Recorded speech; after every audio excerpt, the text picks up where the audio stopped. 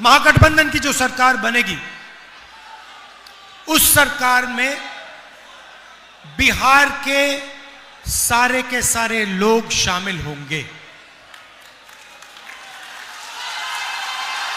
मैं उदाहरण देता हूं आपको। हमने सिर्फ, अगर मैं अति पिछड़ों की बात करूं, तो हमने सिर्फ सैनी जी को डिप्टी सीएम का दर्जा नहीं दिया है। हमने अति पिछड़ों के लिए एक मैनिफेस्टो, एक प्लान बनाया है। उनके आरक्षण के लिए, उनकी प्रोटेक्शन के लिए, उनके रोजगार के लिए हमने सोच समझकर, उनसे पूछकर हमने प्लान बनाया है। और हमारा काम वैसे ही होता है। हम चाहते हैं कि ये जो सरकार आए, जो आने वाली है, इसमें बिहार की आवाज सुनाई दे, बिहार के युवाओं की आवाज। आजकल क्या हो रहा है? आजकल कहा जाता है कि नीतीश जी की सरकार है, कहा जाता है, मगर आपको क्या लगता है? आपको लगता है कि नीतीश जी सरकार चलाते हैं? मैं आपको बताता हूं, नीतीश जी सरकार नहीं चलाते। नीतीश जी के 3-4 साइड में 3-4 ब्यूरोक्रेट हैं, वो सरकार चलाते हैं। 3-4 अफसर लोग हैं, वो दिल्ली से ऑर्डर लेते हैं, मोदी जी से ऑर्डर लेते हैं और बिहार की सरकार चलाते हैं। यहां पे बीजेपी का नेता आया बिहार में, उसने कहा कि देखिए, बिहार में उद्योग लगाने के लिए जमीन नहीं है।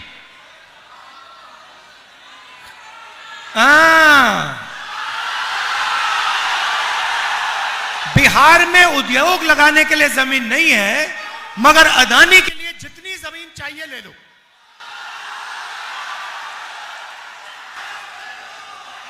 आप देखना, यहां पे चंदन जी ने कहा मक्का, मछली और तीसरा दूध। मक्का, मछली और दूध। इनकी जब ये सोचते हैं बीजेपी वाले, इनकी सोच है भैया मक्का अदानी को कैसे जाए, मच्छी अदानी को कैसे जाए, दूध अदानी को कैसे जाए। इनकी ये प्लानिंग है। हिंदुस्तान की सीमेंट की कंपनियां दे दी, एयरपोर्ट दे दिए, पोर्ट दे दिए, सोलर पावर दे दिया, बिजली दे दी, डिफेंस इंडस्ट्री दे दी। ये चाहते हैं कि हिंदुस्तान का सारा धन अदानी और अंबानी जी के हाथ में हो। और हम चाहते हैं कि मक्का, मछली और दूध का फायदा बिहार के लोगों को और बिहार के किसानों को जाए।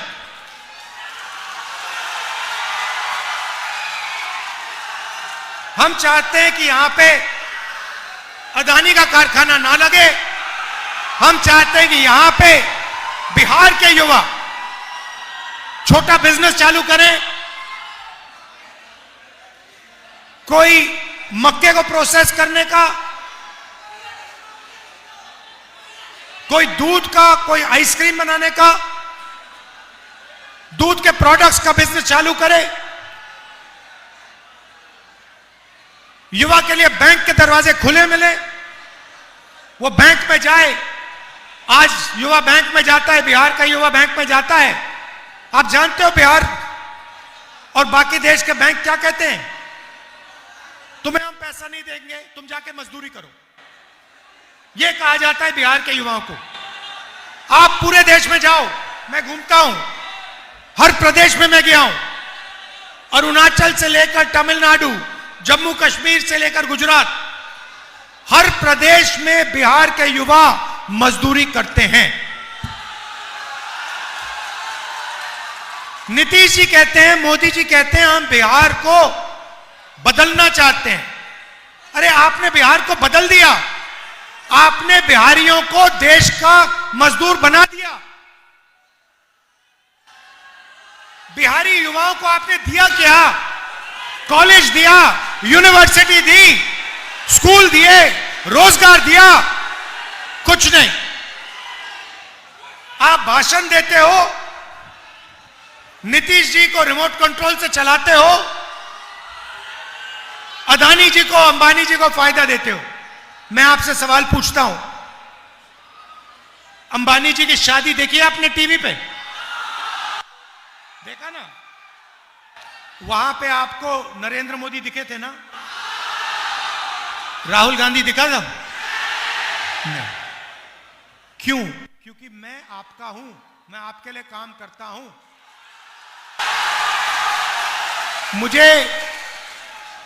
मुझे शादी में जाने की कोई जरूरत नहीं है। मेरा काम, अच्छा किसान मुझे घर में शादी में बुलाए, मैं पहुंच जाऊंगा।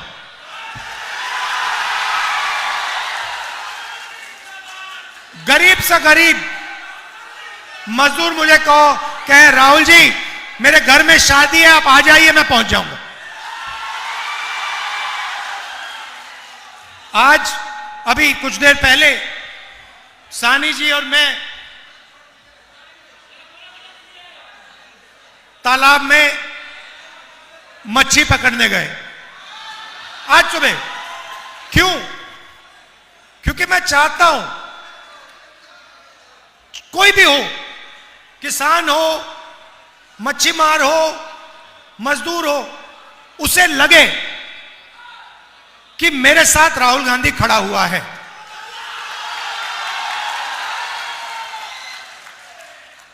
तो यह मेरी कोशिश है। मैं आपको बताता हूं, उदाहरण देता हूं, छोटा सा आपको उदाहरण देता हूं, आप समझ जाओगे मैं क्या कह रहा हूं।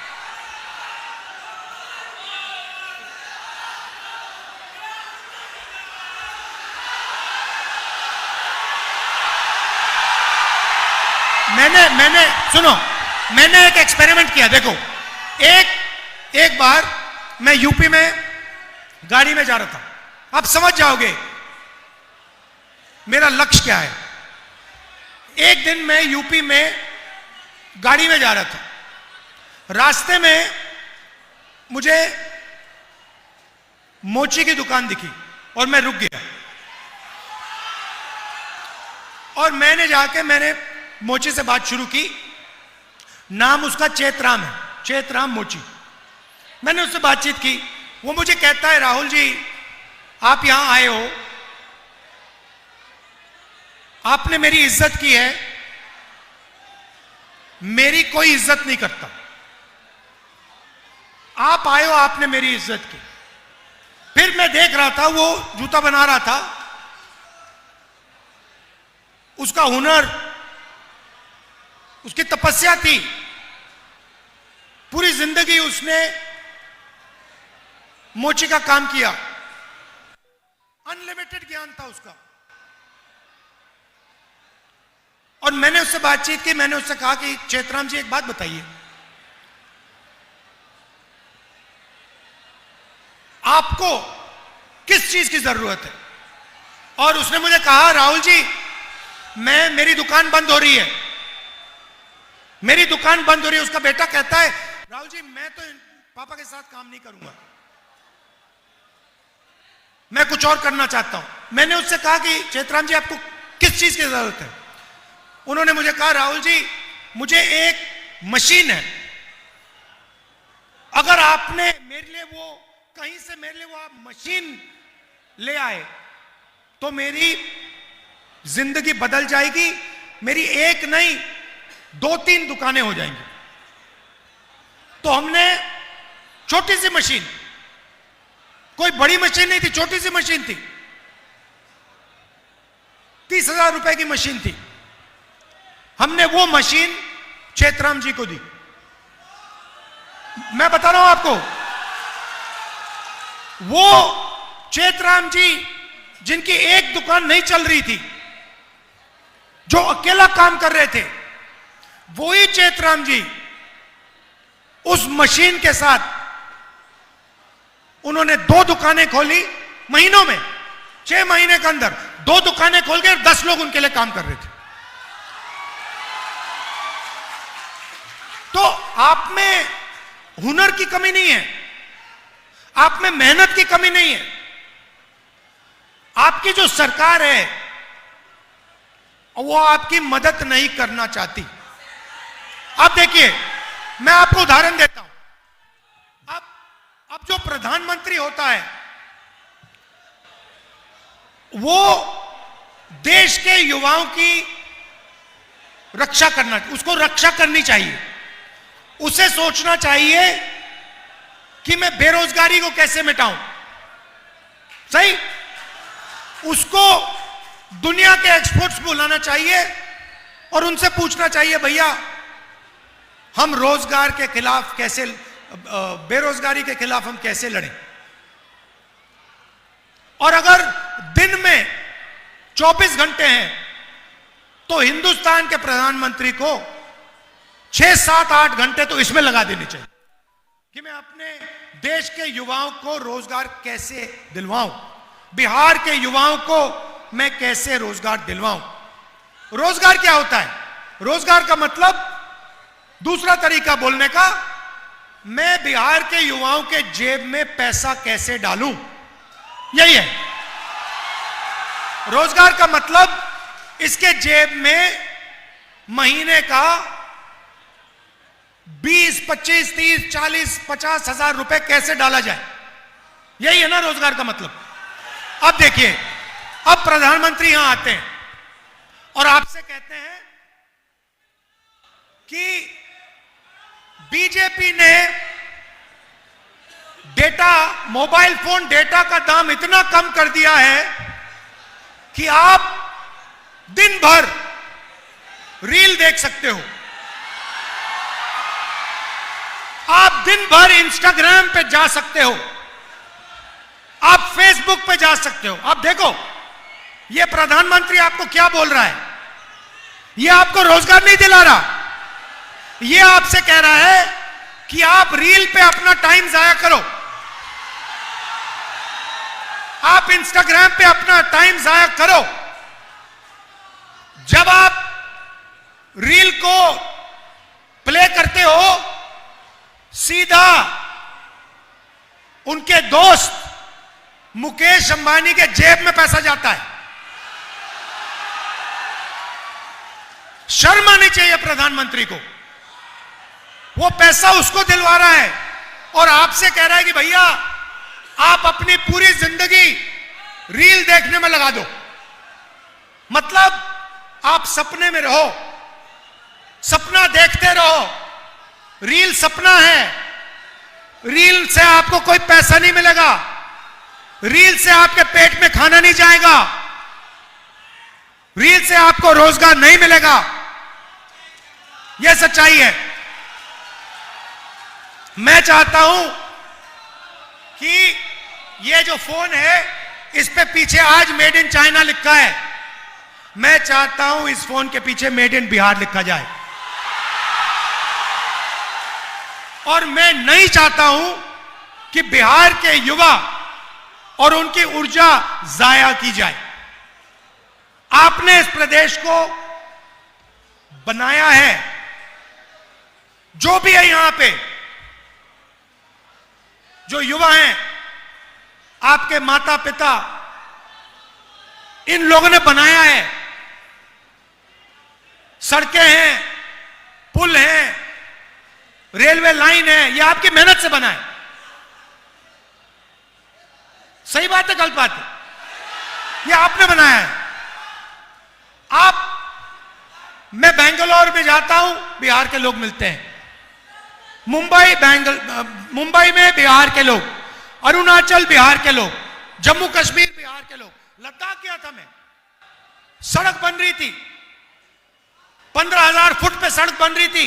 लेबर कौन था? लेबर आप थे। बिहार के लोग वहां पे मेहनत कर रहे थे, फटे हुए कपड़े थे, ठंड में। तो आप लद्दाख में सड़क बनाते हो, मुंबई में इमारतें बनाते हो, आईटी का इंफ्रास्ट्रक्चर बनाते हो। इंफोसिस कंपनी वहां पे जो जिस बिल्डिंग में वो रहते हैं, काम करते हैं, वो आपने बनाई है। और बिहार में आपकी सरकार आपको कुछ नहीं करने देती, आपका खून चूसती है। हम चाहते हैं कि जैसे पहले बिहार दुनिया का शिक्षा का सेंटर हुआ करता था, नालंदा यूनिवर्सिटी, पूरी दुनिया से लोग यहां आते थे, जापान से, कोरिया से, चाइना से, इंग्लैंड से, वही हम चाहते हैं। मैंने पिछली मीटिंग में कहा गठबंधन की सरकार शिक्षा पे काम करेगी, कॉलेज, यूनिवर्सिटी, सरकारी स्कूल यहां खोलेगी। मगर जिस दिन, मैं आपको बता रहा हूं, यह वायदा है, जिस दिन हिंदुस्तान में नेशनल लेवल पे इंडिया गठबंधन की सरकार बनेगी, उस दिन दुनिया की सबसे बेहतरीन यूनिवर्सिटी बिहार में बनेगी। मैं आपको बता रहा हूं। और उस यूनिवर्सिटी में हिंदुस्तान के बाकी प्रदेश छोड़ो, पूरी दुनिया से लोग यहां बिहार आएंगे, क्योंकि वो बिहार में पढ़ने, शिक्षा लेने आ रहे हैं। तो ये हम चाहते हैं। आप कभी दिल्ली जाओ, ऑल इंडिया मेडिकल इंस्टीट्यूट कभी गए हो? आप गए ना? उसके सामने मेट्रो है।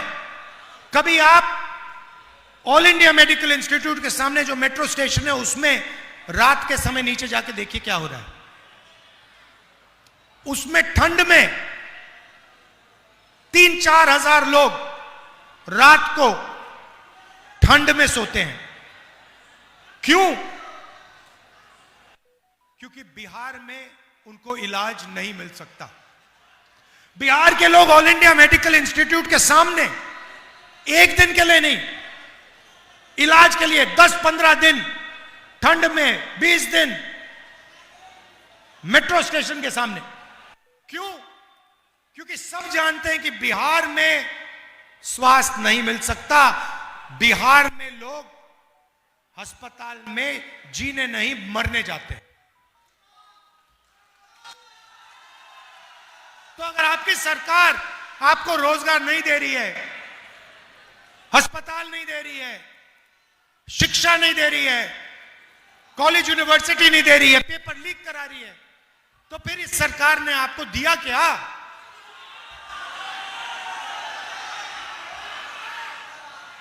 और अब दूसरा तरीका निकाला इन्होंने।